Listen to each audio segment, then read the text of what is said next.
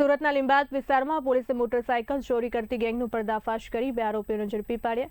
પોલીસે મોઇન સુલતાન શેખ અને સોએબ યુસુફ શેખની ધરપકડ કરી તેમની પાસેથી ચોરીની બાદ મોટરસાયકલ કબજે કરી। પોલીસ તપાસમાં સામે આવ્યું કે આરોપીઓ ચોરીની બાઇક માટે નકલી આરસી બુક તૈયાર કરી અન્ય લોકોને વેચતા। હાલ લીંબાદ પોલીસે ગેંગના અન્ય સાગરીતોની શોધખોળ શરૂ કરી છે। લીંબાયત પોલીસ સ્ટેશનના પીઆઈ છે ડીડી ચૌહાણ, એમના સ્ટાફ છે હેડ કોન્સ્ટેબલ વિક્રમભાઈ ગોવિંદભાઈ અને અનિરુદ્ધસિંહ પ્રહલાદભાઈ। એ ત્રણેયને ઇન્ફોર્મેશન મળી હતી કે લીંબાયતમાં નીલગિરી સર્કલ પાસેથી જે 2 વ્યક્તિઓ આવે છે બાઇક ઉપર, એ ચોરીનું બાઇક છે અને એ લોકો 6 મહિનાથી આ પ્રકારે બાઇકો ચોરી કરે છે અને વેચે છે। આ લોકોને પોલીસ સ્ટેશન લઈ અને પ્રાથમિક ઇન્ટ્રોગેશન કરતાં ખબર પડી કે છેલ્લા 6 મહિનામાં આ લોકોએ અલગ અલગ જગ્યાએથી લીંબાયત, ગોડાદરા, સારોલી, પૂણા અને ઉધનામાંથી ટોટલ 11 બાઇકોની ચોરી કરી છે।